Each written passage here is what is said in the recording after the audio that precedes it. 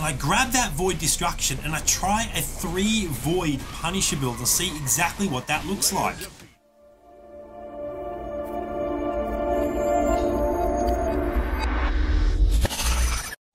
G'day, Josh here with another Chess Rush build guide. And as we progress through this one, you'll see how this Punisher variant comes together. It's a pretty good start. I do love getting both Nightingale and Famine in the first round, as they're both very strong early heroes. Nightingale is obviously an integral part of the Punisher core, and Famine is just a very strong hero all throughout the game. One of the best one-cost heroes in the late game, in my opinion. But let's go ahead and jump straight through to the first PvP round, and you can see that I've got pretty lucky here. I've already got my Nightingale and my Lucifer, so I am well on the way to achieving my Punisher build. Things are looking very, very good for us as I get another Nightingale and another Famine out on the board as well. And we will be up against a 2-star banger on the other side of the board. The opponent also has a Lancelot that we, of course, will need for our Punisher build.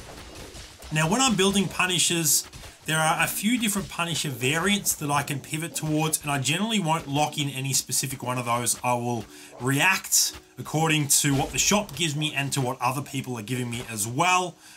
Essentially what those secondary combos are that I like to pair up, as we narrowly lose this one, is Hunters, 3 Hunters and 3 Assassins also as well. And I try and fit obviously Warlock and Undead in those builds alongside the rest of it.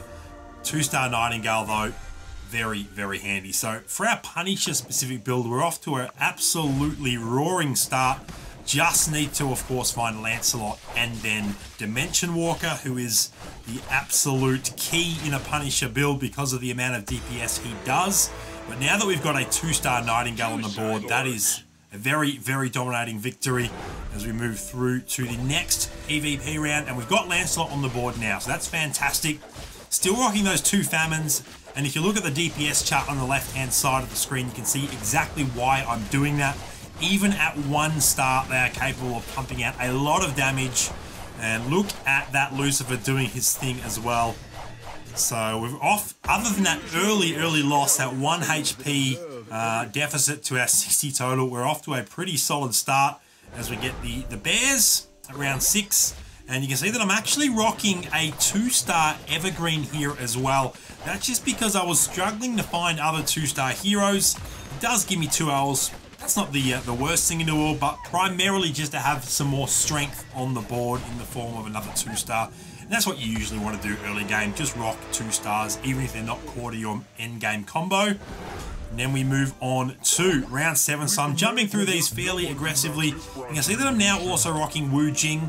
That gives me 3 Hunters. I've had him for a couple of rounds, I believe, actually. But just adding the Glutton to the board there also gives me 2 Undead.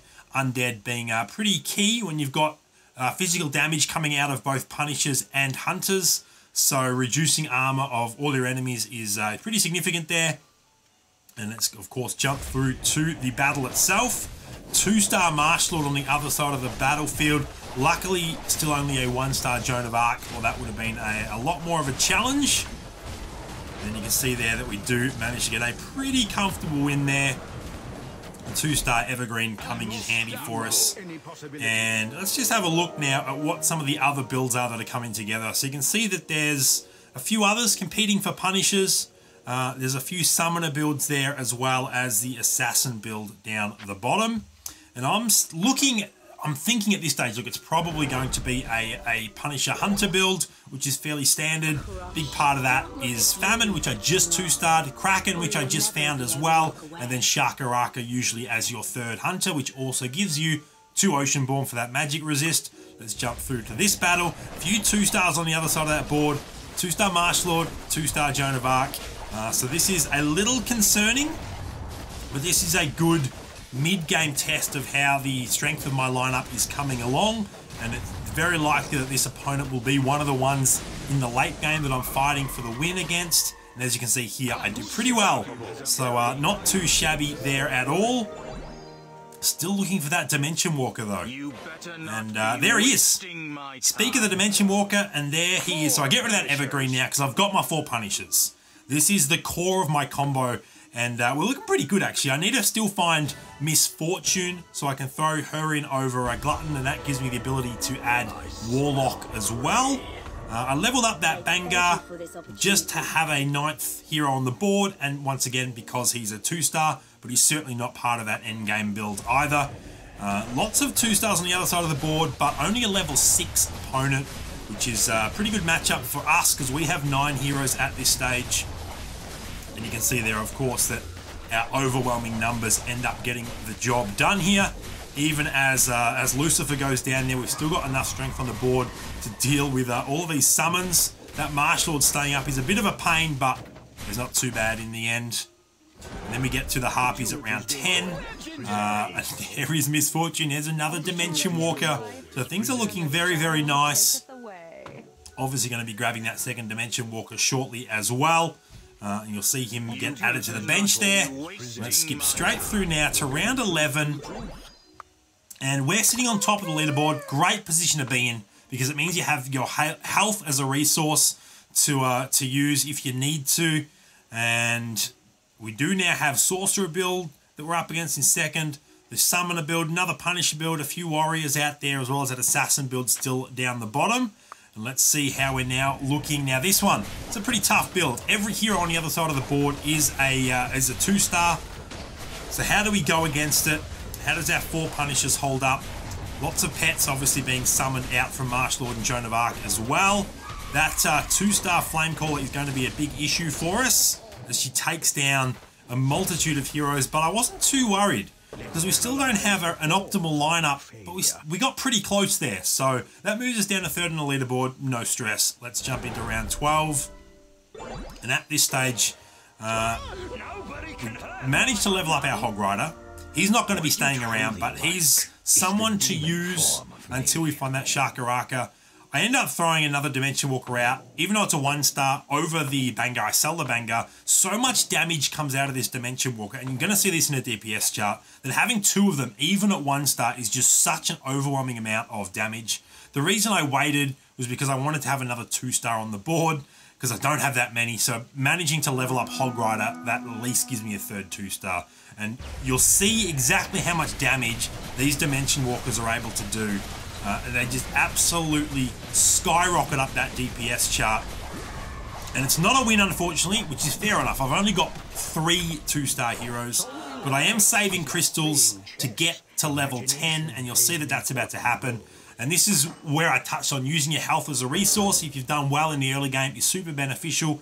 You don't have to rush things. You don't have to put yourself in a situation where you don't have as many options. So I'm able to just like, all right, we're probably going to lose that round. That ended up being the case. But now I can get to level 10 before anyone else and have the best chance of finding the most important heroes. And that's exactly what I'm doing. Spending all the way down to level 10. And then I ended up grabbing the Void Doom.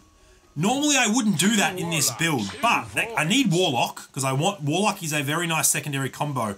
And I'm also using Dimension Walker, who is another Void. So I'm thinking maybe I'll run Void with this. And then,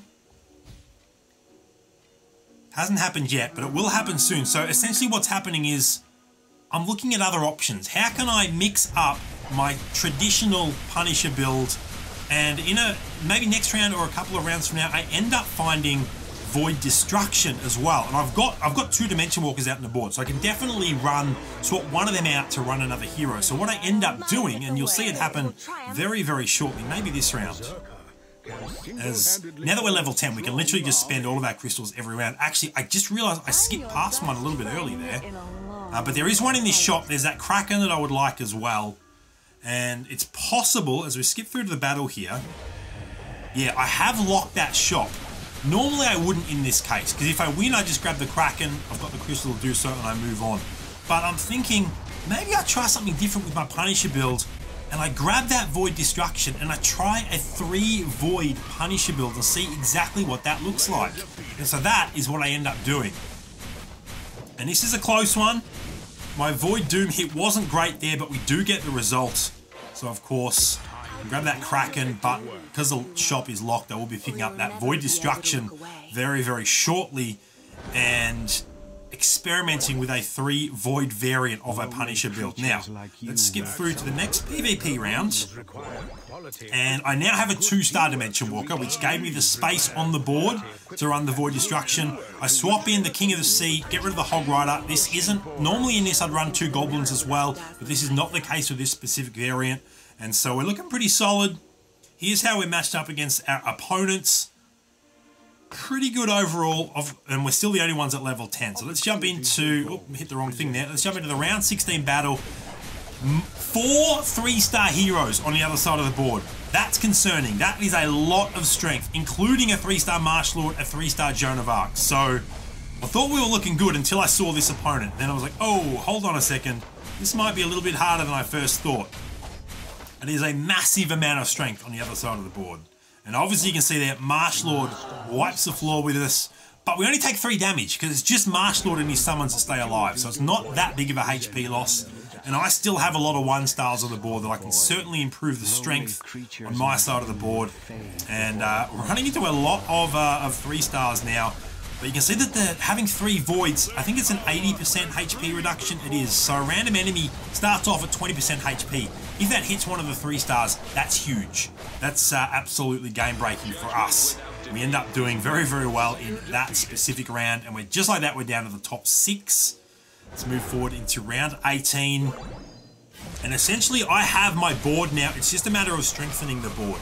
Now, any build that I'm using Kraken in, a rule of thumb, and this goes for any game mode essentially, always buy Kraken. She is the #1 target to 3-star, no matter your build. She is arguably one of the best 3-star heroes in the game, and you're going to see exactly why in this game. We don't beat this player, so we still have 4 opponents up. But let's jump through into the next round. We'll skip the creeps. They're not that exciting to watch the replays of. Now, round 21.